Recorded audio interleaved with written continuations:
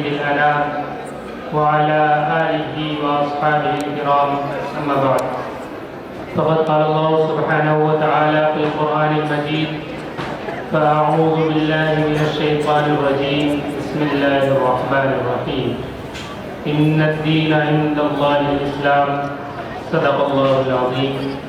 وقال رسول الله صلى الله عليه وسلم: تركت فيكم أمرين لن تضلوا ما تمسكتم بهما، كتاب الله وسنة رسوله.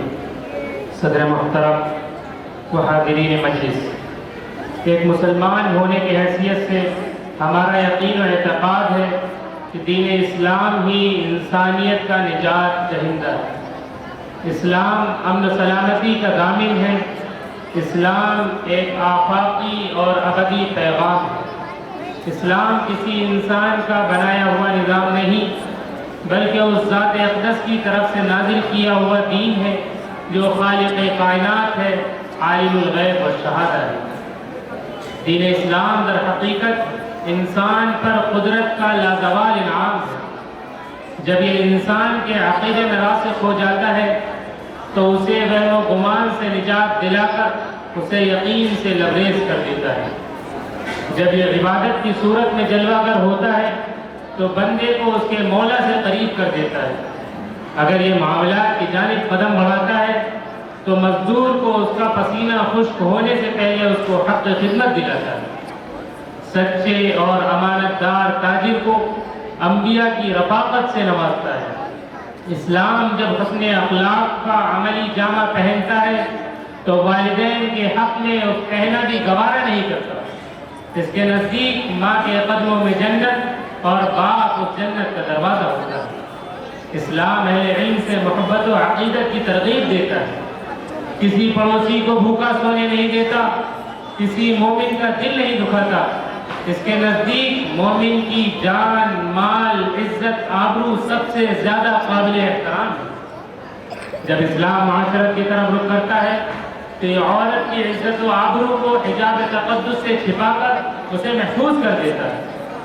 اسلام سادگی کی حوصلہ افزائی کرتا ہے. یہ استغنا اور وقار کو مومن کی شان بتلاتا ہے، مگر مغرور و متکبر شخص کو جنت میں داخل ہونے سے بھی روک دیتا ہے. اسلام عمدہ کھانے پینے، اچھے مکان و لباس کی تمناؤں پر قدغن نہیں لگاتا، مگر اسراف کو ناپسند اور تقدیر کو شیطانی عمل قرار دیتا ہے.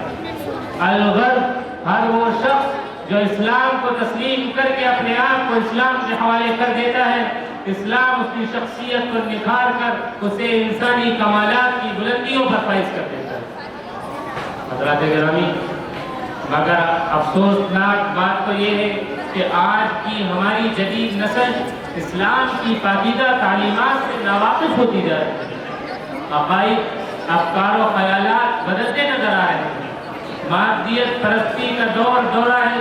ہر ایک دنیا کی مادی ترقی کو زندگی کی معراج سمجھ رہا ہے. اکثر اہل ثروت کے بچے اور بچیاں ایسے اسکولوں میں تعلیم حاصل کر رہے ہیں جن کو ہم انگلش میڈیم کے نام سے جانتے ہیں. وہ بچے دین کی موٹی موٹی باتوں سے بھی ناواقف ہوتے ہیں. ان بچوں کو طہارت و پاکیزگی کے بنیادی مسائل، فرائض، واجبات نماز تک معلوم ہے. نماز جنازہ کا طریقہ اور اس میں پڑھی جانے والی دعائیں بھی معلوم نہیں. ان بچوں کو تو اپنی اردو زبان سے بھی ناواقفیت ہوتی ہے، جس کی وجہ سے اسلامی تاریخ، عقائد و افکار بلکہ اسلامی تعلیمات سے یہ بچے ناواقف ہو جاتے ہیں. حضرات گرامی، اگر قوم کے یہ بچے خدا نخواستہ اسی تعلیمی نظام کے سہارے پروان چڑھتے رہے تو مستقبل قریب میں ان کی اکثریت قرآن کی تلاوت سے عاجز، دین کی بنیادی باتوں سے ناواقف، اسلامی تاریخ سے بیگانہ، اردو پڑھنے لکھنے بلکہ صحیح طریقے سے بولنے سے بھی عاجز ہوگی. اپنے والدین کی نماز جنازہ سے بھی محروم ہوگی. کتنے ایسے نمونے تو آپ کی آنکھوں نے خود دیکھے ہوں گے کہ والد کا جنازہ سامنے رکھا ہوا ہے، مگر افسوس کہ بیٹا اپنے باپ کی مغفرت کی دعا سے بھی محروم ہے. للہ ہم اپنے حال پر، اپنی نسل پر رحم کھائیں، کیونکہ نسل ہی اصل ہے. یہ بچے قوم کا مستقبل ہیں اور ان بچوں کے اندر تعلیم و تربیت والدین کا فرض منصبی ہے۔ ہم اپنے نونہالوں کو دنیاوی علوم و فنون کے ساتھ قرآن و حدیث کی تعلیمات سے روشناس کرائیں، اسلامی ماحول میں ان کی پرورش کریں، خوف الہی، فکر آخرت کا سبق ان کو پڑھائیں، اصل زندگی آخرت کی ہے یہ بھی انہیں سمجھائیں۔ اسی مقصد کے تحت ہمارے بزرگوں نے ان مدارس و مکاتب کا سلسلہ جاری کیا، جہاں اخوت و بھائی چارگی کی تعلیم دی جاتی ہے، جہاں خلوص و للہیت، صلاح و تقوی کی باتیں ہوتی ہیں، جہاں ملت کے غمگسار، قوم کے رہنما، دین کے سپاہی فرمان کرتے ہیں، جہاں اخوت و مساوات، اتحاد و اتفاق کا درس دیا جاتا ہے۔ یہ مدارس اسلامی قلعے ہیں، مسلمانوں کے لیے بجلی گھر کی طرح ہیں۔ یہ مدارس ایمان اور اسلام کے مینارے ہیں۔ حق کے خلاف اٹھنے والی ہر آواز کو پست کرنے میں ان مدارس دینیہ کا کردار نمایاں ہے۔ ان کی حفاظت روز روشن کی طرح آیا ہے، مگر باطل پرست مختلف الزامات لگا کر ان مدارس کو بدنام کرنے پر تلے ہوئے ہیں، مگر حقیقت تو یہ ہے کہ یہ نور پھونکوں سے بجھایا نہیں جا سکتا۔ ارشاد باری تعالیٰ ہے یریدون لیطفئوا نور اللہ بافواہہم واللہ متم نورہ ولو کرہ الکافرون۔ بنان اسلام اس نور ہدایت کو اپنے منہ سے بجھانا چاہتے ہیں، مگر اللہ رب العزت اپنے اس نور کو مکمل کر کے رہے گا۔ آخر میں میری یہی التجا ہے کہ ہم سب اسلامی ماحول بنانے میں ایک دوسرے کی مدد کریں، اپنی ذات سے، اپنے گھر سے ابتدا کریں اور عالم اسلام کو اسلامی تعلیمات سے منور کریں۔ اللہ تعالیٰ ہم سب کو ان تمام باتوں پر عمل کرنے کی توفیق نصیب فرمائے۔